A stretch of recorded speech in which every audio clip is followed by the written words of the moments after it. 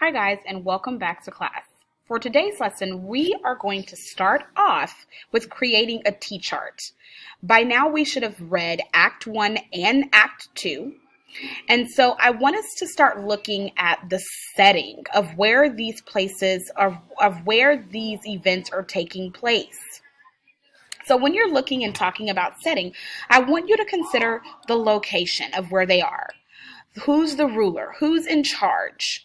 What are the major activities and events that are taking place?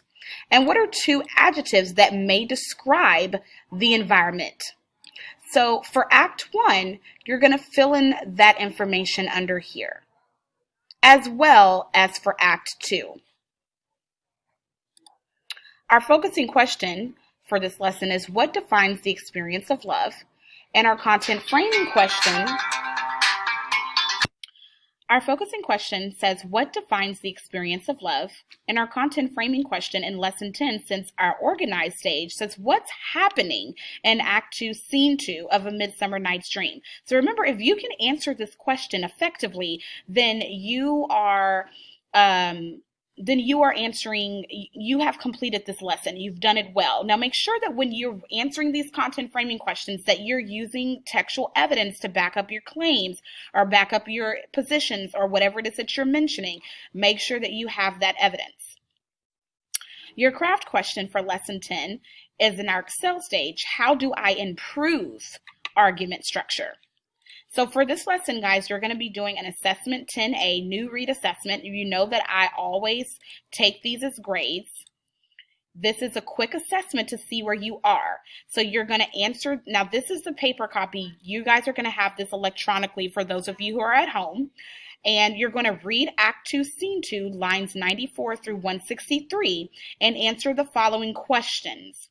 Make sure you use the glossary that's on the side so that you can support your reading and answer these questions as effectively as you possibly can. So I don't want you just trying to read this text and not using that glossary or looking up words that you don't know.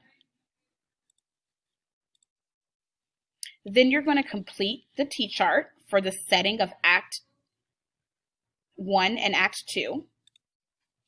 Then you're going to answer the question, how does each setting represent a different definition of the experience of love? And how has the atmosphere of the setting changed from the beginning to the end of Act 2, Scene 2?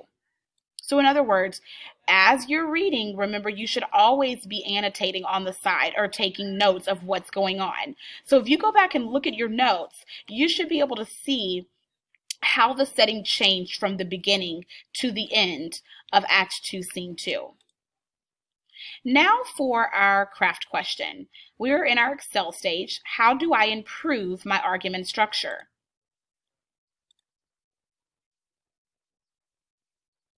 So here's a paragraph, a peer review, and you're going to grade yourself on how well you have completed your argumentative. To end this lesson, in our content framing question and our organized stage, what's happening in Act 2, Scene 2 of A Midsummer Night's Dream? And for our homework, complete any remaining revisions to your argument outline based on your feedback plan and continue to practice your fluency homework. Now on to our vocabulary deep dive. We've talked about morphemes before. The morpheme that we're going to be looking at today is sieve. Sieve. So right here, you see the morpheme sieve, and then you see the word receive. Sieve is inside of the word receive, so the morpheme is inside of the word receive. So I want you to think about some other words that we know of, or that you know of, that have sieve in it. So like receive, perceive, conceive. There's lots of different words that have the morpheme sieve in it. Now let's look at what sieve actually means. Sieve means to take, seize, or grasp.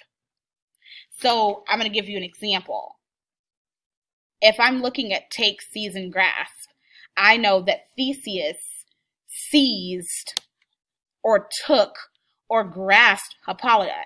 He won her in war. He didn't go and ask her politely, could he be with her? He won her in war and took her away. Now the prefix con means which means with or thoroughly. So now I want you to put those two words together. Conceive. What do you think the word conceive means based off of what we just learned about the prefix con and the morpheme sieve? Now read aloud Act 2, Scene 1, lines 129 through 133 in A Midsummer Night's Dream. Does your definition of conceive fit? Which meaning of conceive does Tatiana's line support? Then I want you to predict the meaning of the word perceive and explain whether or not Act 2, Scene 2, lines 160 through 163 support your definitions of the word perceive. Add the word perceive and its definition to your journal. All right, guys, that's going to be it for today's lesson. If you guys need any help, once again, please come to office hours 11:22 to 12:06 p.m. Monday through Friday. Make sure that you're reading and annotating inside of your book. Those books are yours. You can write in them. Make sure you're using the glossary and looking up any words that you don't understand and taking your time. I'll see you guys soon. Bye.